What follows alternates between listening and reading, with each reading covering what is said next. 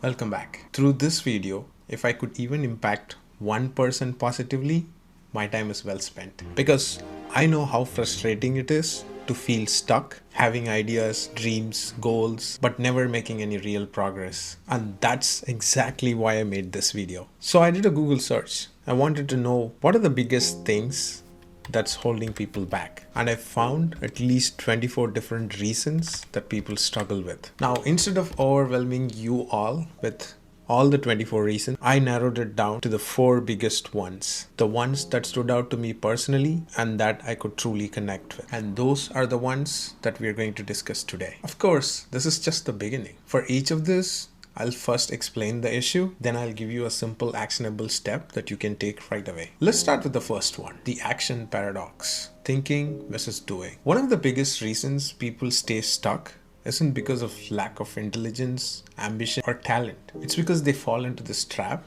of endless preparation instead of taking action. We convince ourselves that we need more research, and we consistently tell ourselves, I'll start when I'm ready. But here's the problem.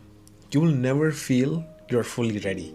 And while you're waiting, opportunities are just passing by. The truth is, most of the time when we are saying that we are preparing, what we are actually doing is just procrastinating in disguise. Okay, let me give you an example. Imagine someone who wants to run a marathon. They are excited, so they go online and spend hours researching the best shoes, buy expensive gear, read books on endurance, and watch countless videos on proper running form. They even create a detailed training plan. But here's where things take a turn. With all the preparation, one thing keeps getting pushed aside, the actual running. They tell themselves they'll start tomorrow, then next week, and before they even know it, they spend more time planning than actually taking the most important step, lacing up their shoes and going for that first run. The same pattern happens in every area of life. Whether it's starting a business, getting fit, or learning a new skill. We spend so much time getting ready that we actually never begin. And because of that, we stay exactly where we are. Now I get it.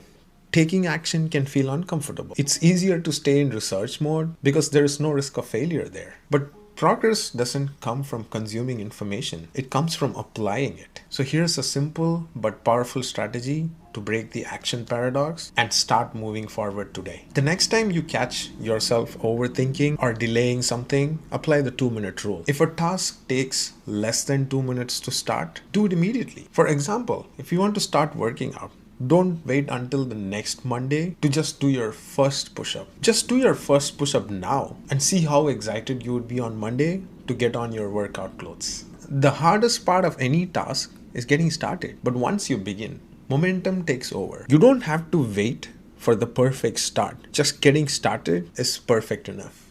Think about it. And that's just one thing that holds us back. Another big one, the environment we are in. Toxic environment. We like to think of ourselves as independent thinkers, but the truth is, we all get heavily influenced by our environment. The people we talk to, the media we consume, and the habits we see around us all shapes our beliefs and behavior, whether we realize it or not. If you're constantly surrounded by negativity, people who complain, procrastinate, or make excuses, it slowly pulls you down to their level. You start absorbing their mindset, and over time, it just becomes your reality. I remember a lesson that my middle school teacher taught me that really stuck with me. She said, be careful with whom you spend time with, because even the strongest person is influenced by their environment. Then she gave us an example I never forgot. She asked us to picture a fresh, ripe, and nice tomato. If you place it into a basket of moldy, rotten tomatoes, what happened? At first I thought nothing because we were all kids. But then she explained that over time, the fresh tomato starts to rot too. Not because it's weak, but because of what surrounds it. And honestly, that's exactly how it works with people too. We absorb the energy, the habits, and the mindset of those around us, even if we think we are immune to it. As I got older, I realized even something more important. It's better to be alone working on your goals than surrounded by toxic friends. Too many people stay in negative circles just because they fear being alone. But in reality, being alone sometimes is the best way to grow. Think about it. Would you rather be sitting in a library, working on something productive, thinking about your goals, improving and building your future, or wasting time with people who just drain your energy and keep you stuck? The truth is, being in the wrong environment is far worse than being alone with the right mindset. The good news is, you're not stuck. You don't have to be a product of your environment forever. You have the power to reshape what influences you. And it's not just about the people in your life. It's about the content that you consume on a daily basis as well. If you constantly feed your mind with negativity, that's what grows. But if you choose to surround yourself with uplifting, growth-focused content, books, podcasts, mentors, and even YouTube channels that challenge you, it rewires your mindset. And that's exactly why I make these videos, to help people break free from limiting beliefs. So if you are here right now,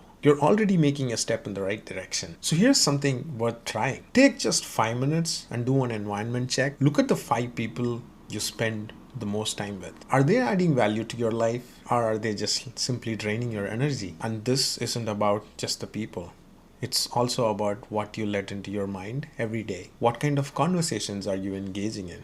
Are you gossiping a lot? Is it fueling your growth or actually holding you back? Your environment shapes you on whom you become. So take control of it. Even small adjustments can create massive shift in your mindset and future. Now let's talk about the third reason that keeps people stuck.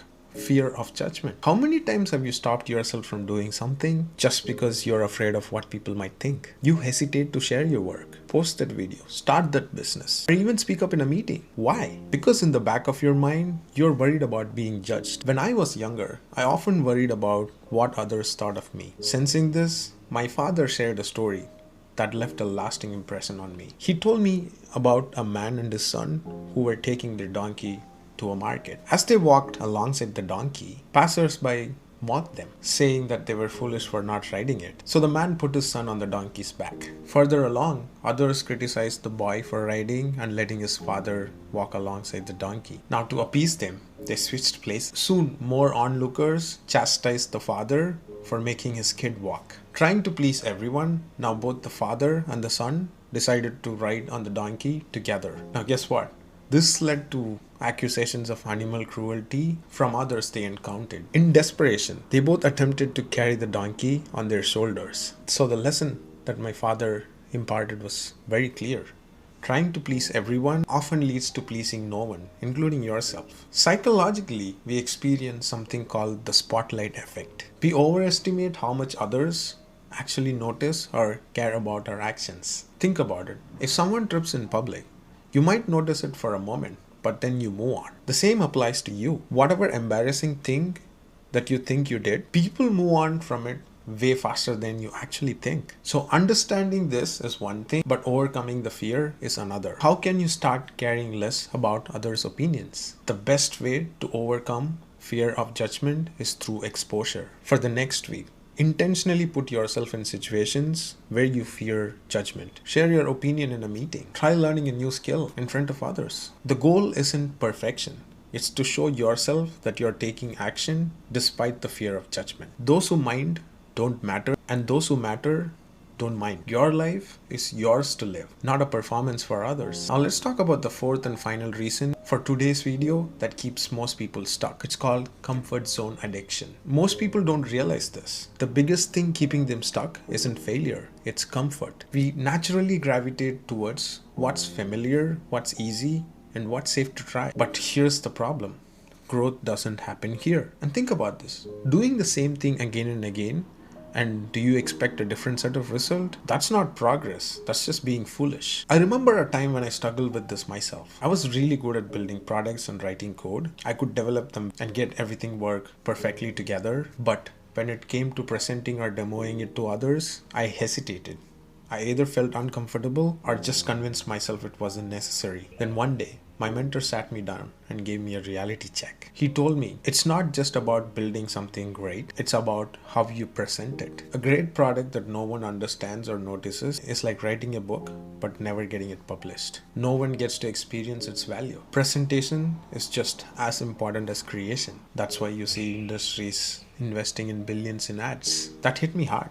But I realized I was holding myself back because I didn't want to feel uncomfortable. And that's when I started pushing myself to step up, to present my work, and to stop hiding behind the comfort zone of just being a builder or someone who just writes the code. Now, this reminds me of another simple but powerful example. Imagine a caterpillar that refuses to break out of its cocoon. It stays there because it's warm, safe, and familiar. It never sees the world from a new perspective. It just stays the same, stuck in a place inside a cocoon. And that's what happens when we stay in our comfort zone. We avoid discomfort, but by doing so, we avoid growth as well. So, how do you break out of this? The key is to rewire your brain to see discomfort as a sign of growth and not danger. Because every time you step outside your comfort zone, you get stronger, smarter, and more capable. Now, here's a challenge. For the next 7 days, push yourself to do something that actually leads to real progress. Not just stepping out of your comfort zone for the sake of doing it, but doing something that actually moves you forward. Maybe it's finally starting that project you have been delaying. Maybe it's reaching out to someone who can mentor you. Maybe it's recording your first video, or writing your first blog, or writing your first book, or even pitching a new idea at work. The key is to take action on something that will have long-term benefits. Something that your future self will thank you for it. Even if it feels uncomfortable, even if you don't feel ready. Because growth happens when you do things you once thought you couldn't. Now, these are just 4 things that could be holding you back. But here's the good news. You have the power to change them. The first step of growth is recognizing what's in your way. And the fact that you're here listening means you're already ahead of the game. You're already reflecting on yourself. Remember, progress isn't about perfection. It's about taking small intentional steps forward. So, which of these resonated with you the most? And if you're ready for more, I'll be diving into even more obstacles and how to overcome them in upcoming videos.